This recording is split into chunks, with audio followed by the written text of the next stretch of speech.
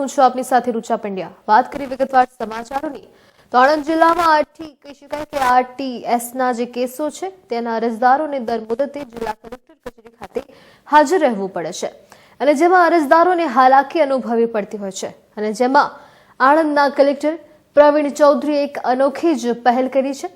આરટીએસના જે કેસો છે તે કેસો જિલ્લા કક્ષાએ કલેક્ટર કચેરીમાં ચલાવવાના બદલે દરેક તાલુકા કક્ષાએ કેસ ચલાવવાની પહેલ કરી છે અને જેના કારણે અરજદારોને હવે આણંદ કલેક્ટર કચેરીના ધક્કા નહીં ખાવા પડે। કલેક્ટર પ્રવીણ ચૌધરીએ આ બાબતે ખાસ ખંભાત મામલતદાર કચેરી ખાતે આરટીએસના જે કેસો છે તે લડવાની પહેલ કરી હતી। ઉપરાંત જમીન તકરારના 24 કેસોની સુનાવણી પણ કરી હતી।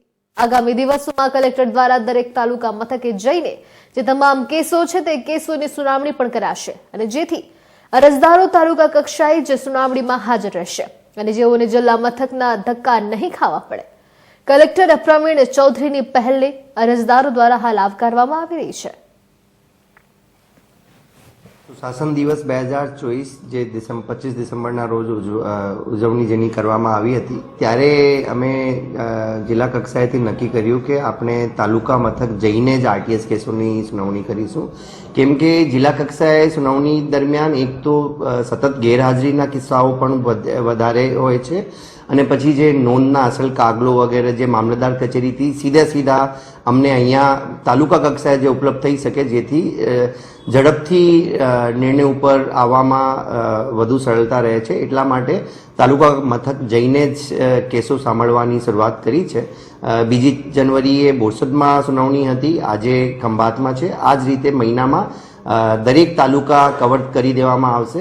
અરજદારોને જિલ્લા મથક આવવામાં જે અવરજવરમાં ખર્ચો અને પછી જે સમયનો પણ જે વ્યય અરજદારોનો ગામડાઓથી દૂરના ગામડાઓથી પણ જે લોકો આવતા હતા આ બધા લોકોને એક સરળતા રહેશે કે તાલુકા મથકે જ સુનાવણી થશે અને આના થકી જ મારી દરેક મામલતદાર કચેરીના ઈ-ધરા કેન્દ્ર, જનસેવા કેન્દ્ર વગેરેની મુલાકાત પણ શક્ય બનશે।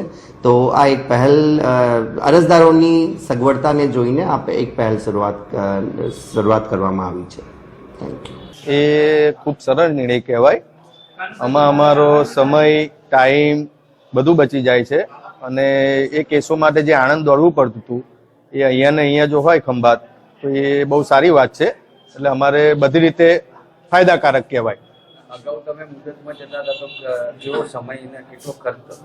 અરે એવું કહીએ તો સમય તો આખો દિવસ જતો રહેતો હતો, પ્લસ 1000-1500 નું પેટ્રોલ થાય જઈને આવીએ એટલે એ બચી જાય, પ્લસ આપણો સમય બચી જાય। આ તો આપણું ગામ અહીંયા નજીક છે અને નજીકમાં કેસ જ છે એટલે બહુ સરળ રીતે સારું કહેવાય એમ।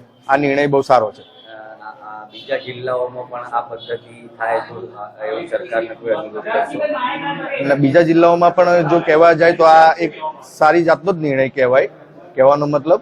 અને ખરેખર આ બહુ સારું પગલું કહેવાય જે કલેક્ટર સાહેબે ભરવાનું નક્કી કર્યું છે એ પ્રજા માટે બહુ લાભદાયી છે। સારું। સલીમભાઈ ખંભાત ખાતે આજે કલેક્ટર સાહેબ દ્વારા કેસોનો નિકાલ કરવામાં આવી રહ્યો છે, કેવો અનુભવ રહ્યો છે? બહુ સરસ અનુભવ રહ્યો અને સારો રહ્યો। જેમ કે આપણા કાયમ માટે અહીંયા કલેક્ટરની ઓફિસ બની જાય તો લોકોને ઘણા બધા ખર્ચા બચી જાય અને ઘણી બધા આમ મતલબ કે તકલીફો દૂર થઈ જાય, એમના દિવસો બગડતા બંધ થઈ જાય અને જલ્દી કેસનો નિકાલ બી આવે ને અહીંયા સરળતા રહે। અગાઉ અમે આણંદ જતા હતા ત્યારે અમારે 1000 રૂપિયા 1200 રૂપિયા ખર્ચો લાગતો હતો, પ્લસ બીજો ખર્ચો બી લાગતો હતો અને અમારો આખો દિવસ બગડતો હતો।